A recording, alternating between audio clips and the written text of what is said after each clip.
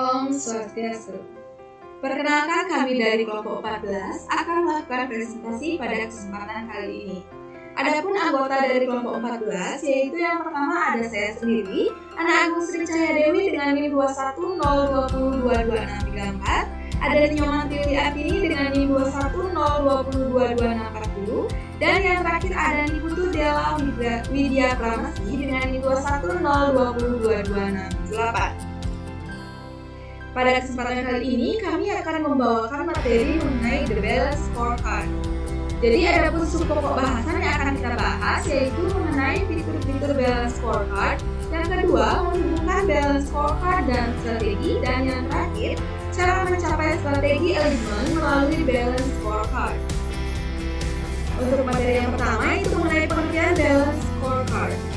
Pengertian Balance Scorecard didefinisikan oleh beberapa ahli, contohnya menurut Mulyadi pada tahun 2001. Balance Scorecard terdiri atas dua kata, yaitu kartu skor atau scorecard dan berimbang, yaitu balance. Kartu skor adalah kartu yang digunakan untuk mencatat skor hasil kinerja seseorang. Kartu skor juga dapat digunakan untuk merencanakan skor yang hendak diwujudkan oleh personil di masa depan.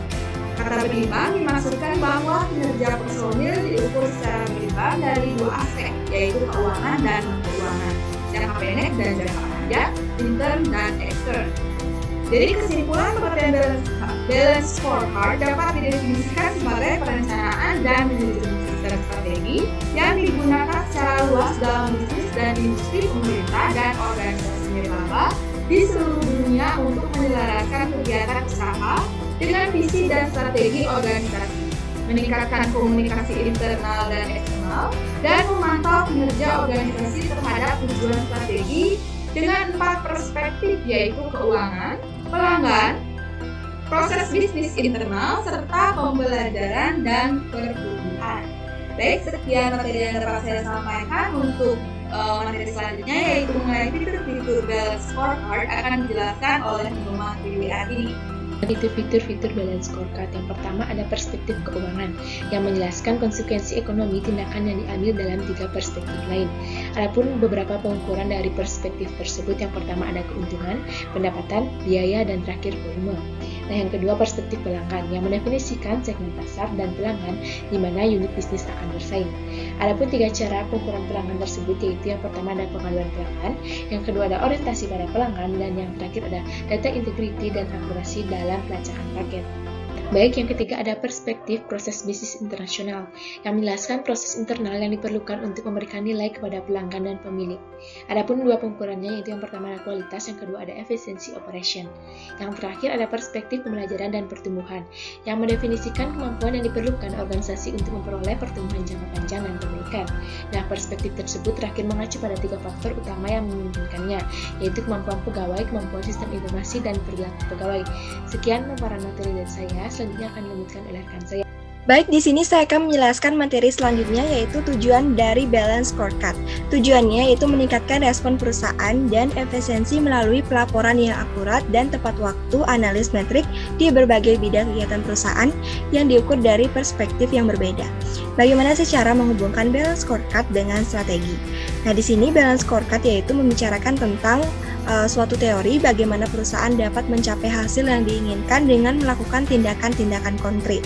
Salah satu manfaat dari Balance Scorecard adalah secara berkelanjutan menguji teori yang mendasari strategi manajemen. Jika strategi tidak berjalan, maka dapat dibuktikan dengan tidak terjadinya dampak yang diprediksi. Balance Scorecard yang disusun dengan baik menyediakan alat untuk memberi petunjuk kepada perusahaan dan juga menyediakan umpan balik mengenai efektivitas strategi perusahaan. Strategi adalah pengspesifikasian hubungan yang diinginkan oleh manajemen di antara 4 perspektif. 4 perspektif tersebut adalah perspektif keuangan, perspektif pelanggan, perspektif proses bisnis internal, dan yang terakhir perspektif pembelajaran dan pertumbuhan atau infrastruktur.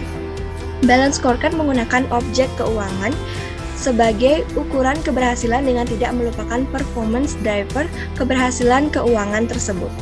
Baik, materi selanjutnya yaitu cara mencapai strategi alignment melalui Balance Scorecard.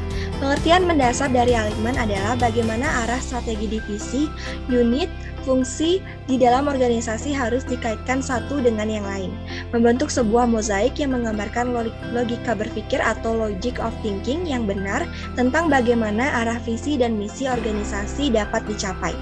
Divisi, unit, dan fungsi adalah entitas-entitas di dalam organisasi yang mewakili kepentingan atau interest yang sangat beragam.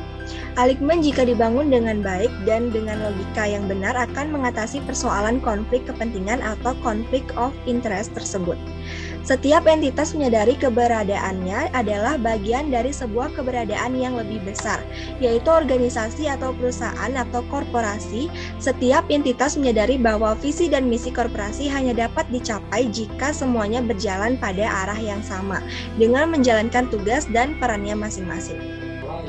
Baik, sekian presentasi dari kelompok 14. Mohon maaf jika ada kesalahan kata. Saya tutup dengan Pramasanti. Om Santi Santi Santi Om.